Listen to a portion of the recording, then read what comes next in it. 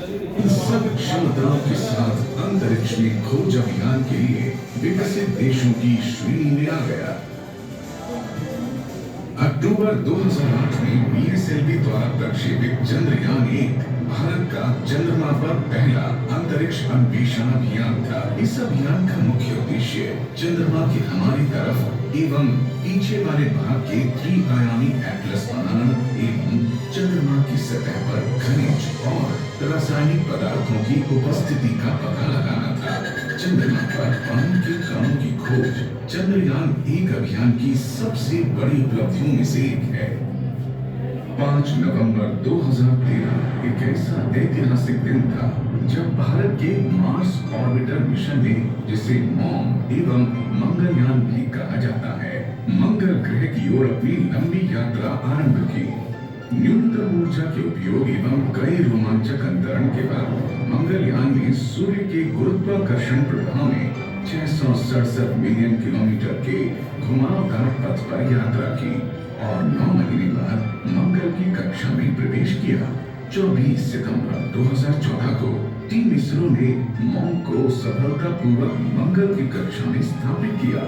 इसके साथ भारत प्रथम प्रयास में सफलतापूर्वक मंगल पर पहुंचने वाला विश्व का पहला देश बना। इस सफलता ने देश को एक नई ऊंचाई पर पहुंचाया एवं हमें वैज्ञानिक रूप से अति विकसित देश के रूप में प्रतिस्थापित किया। पृथ्वी से ब्रह्मांड का अवलोकन करने से खगोल शास्त्रियों को बहुत जानकारी मिलती है, परंतु वायुमंडलीय प्रदूषण एवं बादल आदि के कारण इनकी गुणवत्ता कम हो जाती है। सन 2015 में भारत ने एस्ट्रोसैट नामक अंतरिक्ष वेधशाला का प्रक्षेपण किया। ये पृथ्वी की कक्षा में परिक्रमा करने वाली वेधशाला है, जिसके पेलोड ब्रह्मांड के अवलोकन के साथ साथ इलेक्ट्रोमैग्नेटिक स्पेक्ट्रम के दिखने वाले अल्ट्रावायलेट एवं एक्सरे क्षेत्रों के निरीक्षण में भी सक्षम है।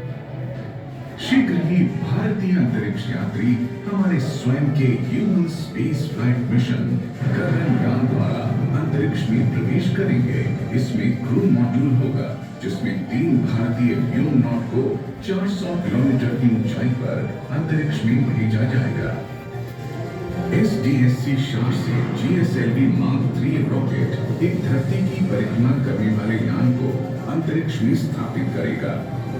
सन 2014 में प्रक्षेपित किए गए केयर अभियान में एक क्रू मॉड्यूल को अंतरिक्ष में भेजा गया था। बाद में उसे वातावरण में पुनः प्रवेश करवाया गया।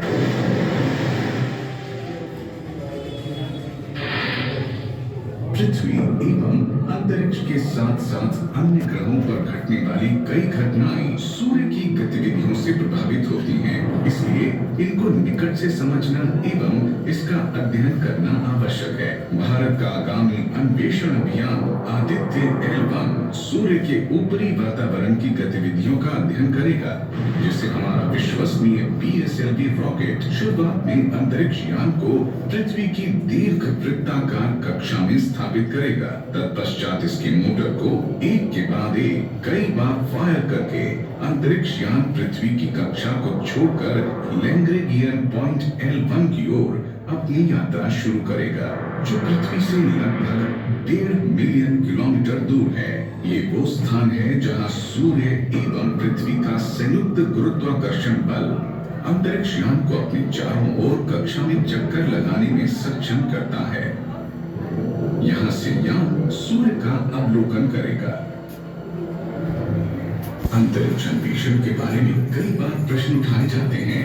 हमारे समय के सुप्रसिद्ध भौतिक शास्त्री स्वर्गीय डॉक्टर स्टीफन हॉकिंग के अनुसार भविष्य में पृथ्वी रहने लायक नहीं रहेगी और मानव जाति को जीवित रहने के लिए पृथ्वी को छोड़ना ही पड़ेगा और इस ब्रह्मांड में अपने लिए नया घर तलाशना होगा। हमारे पास समय बहुत कम है और अगर हमने अपने पास क्षमता होने के बावजूद इस ओर कदम नहीं बढ़ाया तो भविष्य में आने वाली पीढ़ियां हमें कभी माफ नहीं करेगी। अतः अंतरिक्ष अन्वेषण हमारी पसंद नापसंद की बात नहीं है, बल्कि मानव जाति के लिए एक अनिवार्यता है। चलिए ठीक है, आप लोग जाइए अब एग्जीबिशन में देखिए, मॉडल सैटेलाइट सब लगे हुए हैं।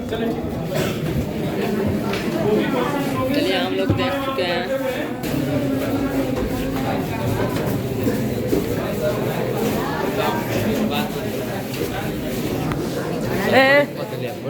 के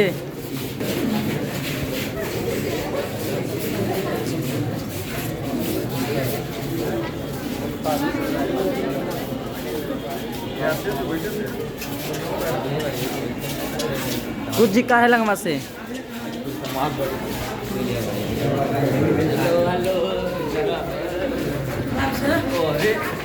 आराम से गिरना नहीं है। इसका चलाने के चक्कर में ऐसा नहीं करना कि आराम से चला। चल। Yes sir. क्या सर फिर से चले सर, फिर से चलें?